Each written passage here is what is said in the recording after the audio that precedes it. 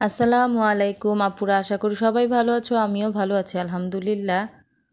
অনেক অসুস্থতা থেকে উঠলাম, আল্লাহ কিছুটা সুস্থ সবল রেখেছেন, যার কারণে এই যে টুকটাক কাজ করে খাচ্ছি দাচ্ছি। আর সংসারের মায়েরা যখন বিছানায় পড়ে থাকে তখন আমাদের মতো বুঝে শুনে এই কাজকর্মগুলো কোনোভাবেই সম্ভব না ছেলে মেয়েদের দিয়ে করা। আর অসুস্থতা হয়েও এটাই দোয়া করি প্রত্যেক মায়েরা যে বাচ্চারা কিভাবে থাকবে, কিভাবে খাওয়া দাওয়া করবে, কিভাবে রান্না বান্না হবে, এই চিন্তা ভাবনাই মাথায় থাকে। যখন সুস্থ থাকি তখন বলি একবার অসুস্থ হয়ে দেখো কি অবস্থা। অসুস্থ হলে তোমরা বুঝতে পারবে যে কত ধানে কত চাল। আর যখন অসুস্থ হয়ে বিছানায় পড়ে থাকি তখন চিন্তা করি ছেলেমেয়েরা কিভাবে খাবে, কিভাবে রান্না বান্না করব। আর আল্লাহর কাছে দোয়া করি যেন তাড়াতাড়ি সুস্থ হয়ে যাই। এটাই মায়ের আমরা সব সময় দোয়া করি। আর এই তো দুপুরবেলায় ডালটা বসিয়েছিলাম, বুটের ডাল। তো বুটের ডালের ফেনাগুলো ফেলে দিলাম, কারণ ইউরিক অ্যাসিড হয় এটাতে। তোমরা সবাই চেষ্টা করবে ডাল বসালে সব ডালের থেকেই মুগ ডাল, মসুর ডাল, বুটের ডাল, এই ডালগুলো বসালে সব ধরনের ডালের থেকে ফেনা ওঠে। তখন ফেনাগুলো ফেলে দেওয়ার চেষ্টা করবে যতটুক পারবে, কারণ এই ফেনাতে ইউরিক অ্যাসিড থাকে। আমরা যারা অ্যাসিডে ভুগি, গ্যাস্ট্রিকে ভুগি, তাদের কিছুটা হলেও এই ফেনাটা ফেলে দিলে একটু স্বস্তি পাওয়া যাবে। আর এই যে আমি রাতের বেলাতেই, কারণ শরীর অসুস্থ হওয়ার পর থেকে এক ধারে কাজ করতে পারি না, খুব দুর্বল লাগে শরীরটা। এটা এখন ভাইরাস জ্বরের থেকে, যে জ্বর থেকে উঠছে সেই এই কথাগুলো বলছে। আর এই তো আমাদের ঘরে আমরা একজনের পর থেকে আরেকজন, প্রত্যেক মানুষই অসুস্থ থেকে উঠলাম। সবাই অসুস্থ হয়ে পড়ে গিয়েছিলাম বিছানায়। প্রথম আমার ছেলে, তারপরে ছোট মেয়ে, তারপরে আমি, তারপরে এখন আবার বড় মেয়ে।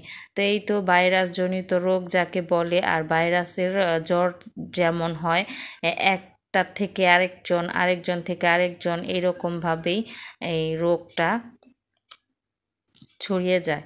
তো যাই হোক, এই যে আমি অসুস্থতা থেকে উঠে একেবারে সব কিছু করতে পারি না, খুবই অসুস্থ লাগে, শরীরটা খুবই দুর্বলতায় কাটছি। আর একটু কাজ করলে এত হয়রান হয়ে যাই, কি আর বলবো, বলার ভাষা নেই। একটা কাজ করার পর আমার 10 মিনিট অন্তত জিরোতে হয়। তো এটা আমার খুব খারাপ লাগে। এইটাই মানুষের শরীর। আর হচ্ছে মানুষের শরীরের নাম হচ্ছে মহাশয়, যা সবে তাই সয়। আমাদের শরীরটাই এরকম যে শরীরের মধ্যে আমরা এই যে সুস্থ শরীরে যত কাজ থাকে সব ভালো থাকলে, ভালো লাগলে সব একসাথে ইচ্ছে করে ফেলি। আর যখন অসুস্থ হই তখন একটা কাজ করতে এত সময় লাগে আর এত খারাপ, এত কষ্ট লাগে, মনে হয় যেন কবে জানি সুস্থ হব। এই দোয়াগুলি করতে থাকি আল্লাহর কাছে। সুস্থ হয়েছি এখন আলহামদুলিল্লাহ। কয়েকটা দিন তো সময় লাগবেই একটুখানি সুস্থ হতে। আর এই যে এখানে আমি নিহারি বসিয়েছিলাম। তো আমাদের এখানে নারায়ণগঞ্জের ভাষায় নিহারি বলে। এটা কোন দেশে কি বলে সেটা আমি জানি না। তো যাই বলে থাকুক, তোমরা নিশ্চয়ই দেখতে পাচ্ছ এগুলি হচ্ছে যে গরুর পায়ের হাড়। আর হচ্ছে যে বড় বড় হাড়গুলিকে কতদিন, 2-3 দিন অন্তত চুলার মধ্যে ডিম করে বসিয়ে জাল দিতে দিতে এগুলোকে পুরো ক্যালসিয়ামগুলোকে ছুটিয়ে ফেলতে হয়। আর হচ্ছে যে এটাই হচ্ছে মানে নিহারি। তো আমাদের ভাষায় আমরা নিহারি বলি। তো নিহারি আমি রান্না করতে আসছি আজকে। আর নিহারির সাথে কিভাবে আমি এই যে একটুখানি কর্নফ্লাওয়ার দিয়ে দিয়েছি, সেটা কেন দিলাম তো আমরা সবাই আমরা স্যুপ খেয়ে থাকি। তো স্যুপটা খেলে কিন্তু সব সময় আমরা কর্নফ্লাওয়ারটা ইউজ করে থাকি যে কোনো স্যুপের মধ্যে। আর এই যে আমি নিহারিটা বসিয়েছি, নিহারিটাও কিন্তু এক ধরনের একটা স্যুপই বলতে পারো। তো এটার মধ্যেও আমি একটুখানি কর্নফ্লাওয়ার দিয়ে দিয়েছি যেন ঘনত্বটা বেড়ে যায়। আর এই যে আমি বুটের ডালটাও রান্না করে ফেলেছি তোমাদের সাথে কথা বলতে বলতে। তো সকালের নাস্তার সাথে নিহারিটা খেয়ে নিলাম সবাই। আর এই যে ছেলের জন্য দুধটা জাল দিয়ে ফেলেছি রাত্রে, আবার সকালে একবার জাল দিলাম। আর হচ্ছে এই যে দুপুরে রান্না বান্নাও আজকে শেষ। তো যার কারণে আমি আজকে মেশিনে বসেছি, সময় পাচ্ছিলাম না। তো খুবই একটা টাফ ব্যাপার হয়ে যায় যে সব কাজ একসাথে করা যায় না। আমার খুবই খারাপ লাগে, একসাথে করতে পারি না আমি এখন সব কাজ।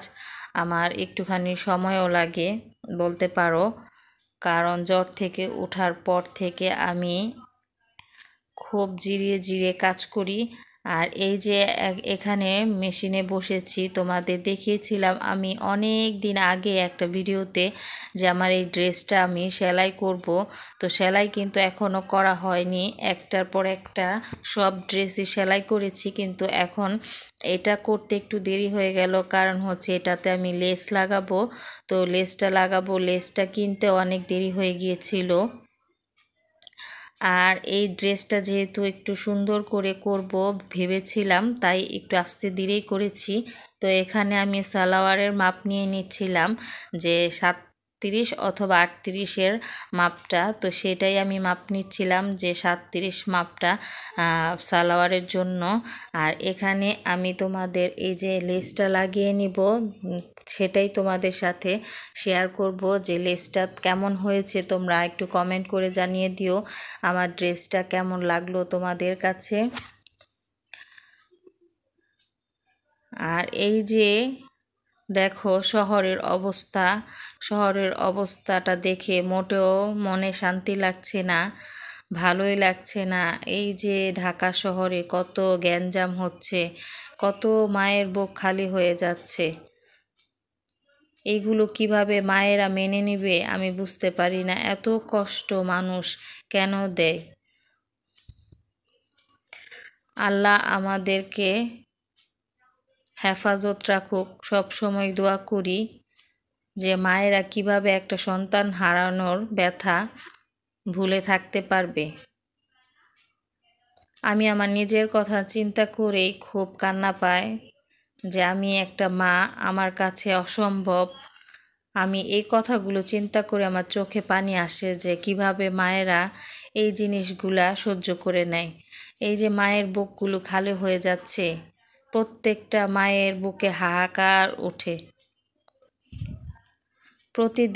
প্রতিনিয়ত এই চিন্তাগুলো মাথায় আসে, রান্না বান্না কাজকর্ম সব কিছুই করছি, কিন্তু এই যে চিন্তা ভাবনাগুলো লেগেই আছে মাথার মধ্যে যে কিভাবে সম্ভব একটা মায়ের কাছে সন্তান হারানোর ব্যথা ভোলানো। এটা কোনো কিছুতেই সম্ভব না।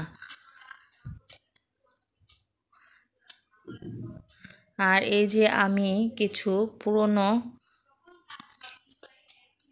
আমার ছোটোখাটো একটা ব্যবসাও করি আমি সাথে। তো তোমাদের সাথে কিন্তু এই ব্যাপারে আমি কোনো সময় এই কথাগুলো বলিনি, কারণ এই যে আমি আমার একটা ছোট্ট ব্যবসায় জড়িত আছি, সেটা হচ্ছে ড্রেস সেল করি আমি। তো এখন ভাবছি যে সব কিছুই তোমাদের সাথে শেয়ার করব, তোমাদের সাথে সব কিছুই দেখাবো। তো ঘরে কিছু ড্রেস পড়েছিল যেটা আমি আপাতত বর্তমানে বন্ধ রেখেছি। সেটার কারণ হচ্ছে আমার ছেলেটা হওয়ার পর থেকে আমি এই কাজটা একটু সাইড করে রেখেছি, এটা এখন করা হচ্ছে না। ঘরে কিছুটা ড্রেস ছিল, তো মানে ভাবছিলাম যে এই ড্রেসগুলো এলোমেলো হয়ে পড়েছিল, সেগুলো একটু ভাঁজ করে রেখে দিব। তো ভাঁজ করার সাথে সাথে মনে হলো যে তোমাদের সাথে সবটাই শেয়ার করি। আর ভাবছি যে নতুন করে এই যে আমার ছোট ব্যবসাটা আবার শুরু করব বলতে কিছু দিনের জন্য বন্ধ ছিল। আমি এটা অনেক আগে থেকেই করে আসছি। তো তোমাদের সাথে এখন থেকে আমি সব কিছু শেয়ার করব।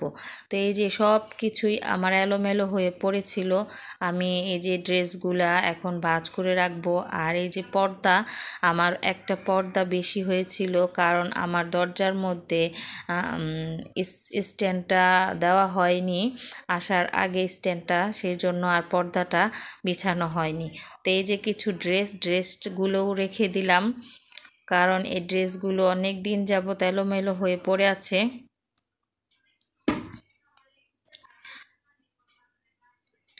তো ড্রেসগুলো আমি রেখে দিলাম।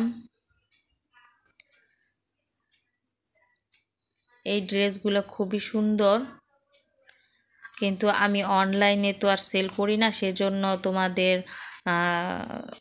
সেই জিনিসগুলো বলছি না। আমি আমার বাসা থেকেই যার দরকার, যার প্রয়োজন তারা নিয়ে যায়। আমার অনেক পরিচিত কাস্টমার আছে যারা বাসা থেকে নিয়ে যায়। আর এই যে তোমাদের ভাইয়ার দোকানের কিছু ফ্রক ছিল, সেই ফ্রকগুলাও বাসায় এনে রেখেছিল, যেগুলো পাইকারিভাবে বিক্রির পর আবার থেকে যায় খুচরা কিছু, সেগুলো রেখে দিয়েছি। আর এখানে প্যান্টও ছিল তোমাদের ভাইয়ার দোকানের প্যান্ট, সেই প্যান্টগুলোও রেখে দিয়েছি, যেগুলো আমার বিক্রি হয়নি, তো বিক্রি হয়নি হবে। তো এই যে এইগুলা হচ্ছে তোমাদের ভাইয়ার দোকানের প্যান্ট ফ্রক, কারণ তোমার ভাইয়াও এই কারিগর দিয়ে মেক করায়। আর এই যে এখানে আমি কিছু ড্রেস সেলাই করব আমার জন্য, সেগুলো রেখে দিলাম ভাঁজ করে। সময় করে একটা একটা করে তোমাদের সাথে সবই কাটবো, সবই সেলাই করব, তোমাদের সাথে সবই দেখানো হবে। আর এই যে এখানে কিছু মেয়ের জন্য কাপড় রেখেছি, সেটা টপস বানিয়ে দিব। তো টপস বানানোর পর তোমাদের দেখাবো। এই কাপড়গুলো হচ্ছে পিপি, এটার নাম হচ্ছে পিপি সিল্ক টাইপের কাপড়টা। তো খুবই আরামদায়ক, একেবারে গরম লাগবে না। তো এই যে এই কাপড়গুলো রেখে দিলাম আমার বড় মেয়ের জন্য, ও খুবই পছন্দ করেছে যে এটা দিয়ে আমি ড্রেস বানাবো, আম্মু আমার জন্য রেখে দাও। তো আমি সময় করে বানিয়ে নিব, আর এটা দিয়েও বানিয়ে নিব মেয়ের জন্য। মেয়েগুলা খুবই পছন্দ করেছে। আর আমিও চিন্তা করলাম যে এটা যখন আরাম লাগবে আর গরমের মধ্যে খুবই আরাম, কমফোর্টেবল এই কাপড়গুলো পরলে, তাই এই মেয়ের জন্য, বড় মেয়ের জন্য রেখে দিলাম। আর এই যে দেখো তোমাদের ভাইয়ার দোকানের কিছু কিছু কাপড় এখনও আমার ঘরে আছে। এগুলা দিয়ে কি করব, সময়ের অভাবে কিছুই করতে পারছি না। তো কয়টা কাজ করা যায়, একা মানুষ হয়ে যতটুক সম্ভব ততটুকুই করি। তোমরা দেখতেই পাও, তোমাদের সাথে আমি সব কিছুই শেয়ার করি যে কত কিছু করা হয় একটা মানুষ হয়ে। আর এই যে এখানে আমার ভাইয়ের মেয়ের জন্য দুটো জামা কেটে রেখেছিলাম, তাও আমি সময়ের জন্য সেলাই করতে পারছি না, এখানে অর্ধেকটা সেলাই করে রেখে দিয়েছি। আর এই যে দেখো একটা শপিং ব্যাগটা অনেক কাজের। এই শপিং ব্যাগগুলা কিন্তু খুব কাজে দেয় কোথাও যাওয়ার সময়। এইগুলো একটা ইম্পর্ট্যান্ট জিনিস, আমরা যতই হেলামানি করি ফেলে দেই, কিন্তু কাজের সময় খুবই উপকার হয়। আর এই যে অসুস্থ হয়ে পড়েছিলাম, তখন মনে হয়েছিল যে কবে উঠবো বিছানা থেকে। অসুস্থ হয়ে পড়ে থাকলেও খুব একটা শান্তি পাওয়া যায় না।